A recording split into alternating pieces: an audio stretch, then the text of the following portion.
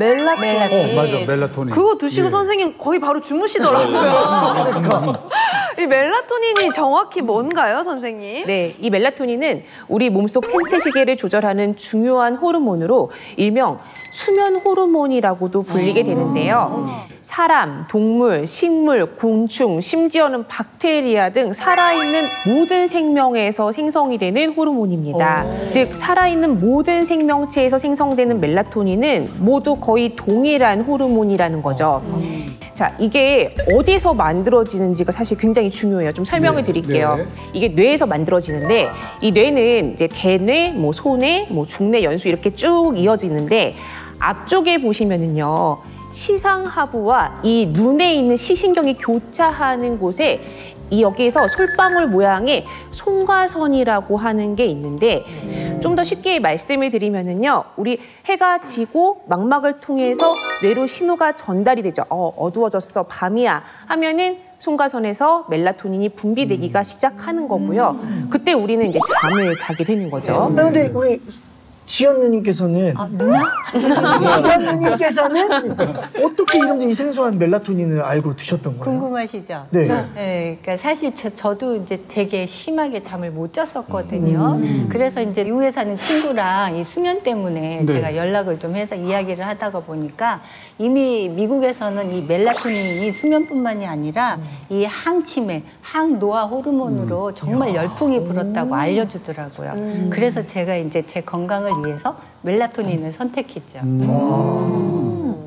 근데 앞서서 우리 몸에서 그냥 분비가 되는 호르몬이라고 말씀을 하셨잖아요. 그러면은 뭐 이미 있는데 그냥 나오는데 굳이 또 따로 챙겨 먹을 필요가 있는 건가요? 화면을 보시면요. 연령별로요. 체내 멜라토닌 변화를 나타내는 그래프예요. 근데 이게 보면 1세부터 3세에는요. 멜라토닌 농도가 높다가요. 가장 높죠. 그러다가 10세 때부터 감소하기 시작하고요. 바로 떨어져. 그 이후부터 10년마다 10에서 15%씩 감소하다가 50대가 되면 거의 생성되지가 않습니다. 아, 정말 슬프네요. 예, 정말 50대의 분비량이 어느 정도인지 자세히 보면요. 생후 100일 전과 비슷하다고 생각하시면 돼요. 이게 아이를 키우는 어머님들은 다 아실 텐데 100일의 기적이라는 게 있어요. 아이고. 들어보셨나요? 알죠. 겪어봤죠. 육아의 고충을 정확히 알고 계시군요. 아버님이 잘 아시네요. 눈물이 지금 맺히신 건가요? 이 말은 곧 멜라토닌이 분비되지 않는 50대 이유는 마치 생후 100일 전의 상태처럼 깊은 잠을 자기 어렵다는 것을 뜻하는 건데요. 그렇기 때문에 나이가 들수록 멜라토닌의 외부 보충이 필요한 거죠.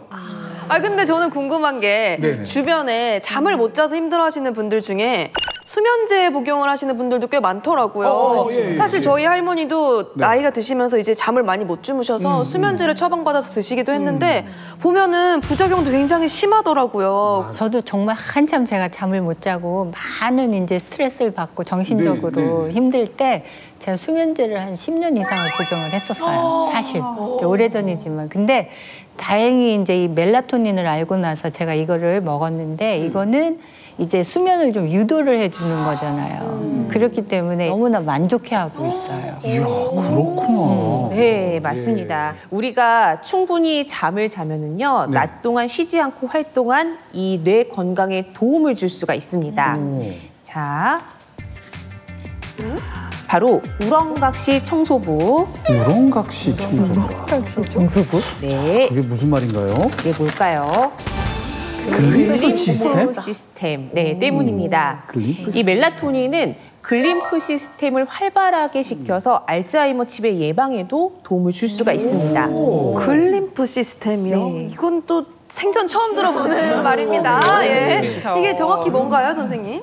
네, 이 화면을 한번 보실게요. 이게 뭐냐면은요, 우리 몸속에 있는 림프관을 나타내는 모습이에요. 자, 이 림프관은 세포 사이사이의 단백질이나 노폐물을 제거하면서 혈관으로 이렇게 버려주는 청소부 역할을 하게 되는데 마치 온몸에 혈관처럼 전신 곳곳에 뻗어 있죠. 그런데요, 자세히 한번 보실래요? 뭔가 좀 이상한 점이 있어요. 뻗어 있는데 머리 쪽에는 어디는 없어요. 그렇죠. 끝까지 나뉘어지네요. 네, 뇌는 없죠.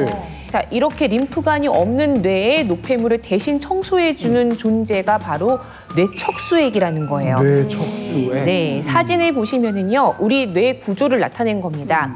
회색이 우리의 뇌고 노란색으로 보이는 것, 이게 바로 뇌척수액이에요. 그런데 우리가 잠이 들면은 아까 송과선에서 멜라토닌이 생성된다라고 했죠. 이 생성된 멜라토닌이 뇌척수액으로 들어가게 됩니다. 자, 이 뇌를 둘러싼 뇌척수액이 뇌신경세포 사이사이로 흡수가 되면서 뇌신경세포 사이를 지나다니면서 낮 동안 쌓인 활성산소나 치매의 원인이 되는 아까 전에 아밀로이드 베타라고 했잖아요. 이런 노폐물들을 제거하게 되는 거죠.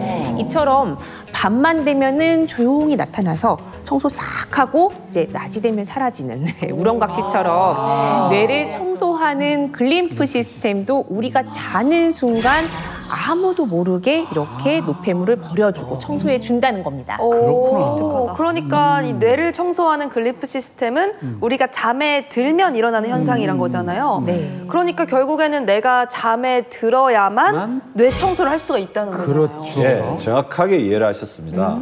좀 더 쉬운 이해를 돕기 위해서 영상 하나 준비했거든요. 네. 자, 보시겠습니다. 왼쪽은 쥐가 낮에 깨어있을 때의 모습이고요. 오른쪽은 잠들었을 때 뇌를 찍은 영상인데요. 색깔이 다른데요? 예, 평상시에는 뇌척수액인 형광물질이 거의 없는 모습이지만 낮 동안에는 거의 없는 게 보이죠. 수면 중에는 뇌척수액이 쏟아져 나와 노폐물을 처리하는 것을 확인할 수 있습니다. 색이 아예 다르네. 이게 잠을 잘 자고 나면 머리가 개운하고 맑고 뭔가 딱 깔끔한데 뭔가 이게 느낌이 아니라 실제로 일어나고 있었다는 일이라는 거 오늘 처음 알게 된 거예요. 그러면 뇌 속의 노폐물이 깨끗하게 청소되는 거니까 치매 예방에도 도움이 될 수 있나요? 예, 정확하게 이해를 하셨습니다. 화면을 보시게 되면 전자현미경으로 치매를 유발하는 단백질인 아밀로이드 베타를 살펴본 모습인데요. 멜라토닌 섭취 전에는 아밀로이드 베타가 거미줄처럼 엉켜있는 모습이죠. 그런데 멜라토닌 섭취 후에는 아밀로이드 베타의 엉킴을 모두 해체시키는 모습을 확인할 수 있습니다. 그러네요. 이젠 안 얽혀 있어요. 실제 동물을 대상으로 고농도의 멜라토닌을 섭취시켰더니 림프관 내 아밀로이드 베타 배출량이 증가하는 것을 확인했고요. 뇌에 남아있는 아밀로이드 베타는 감소한 것을 확인했습니다.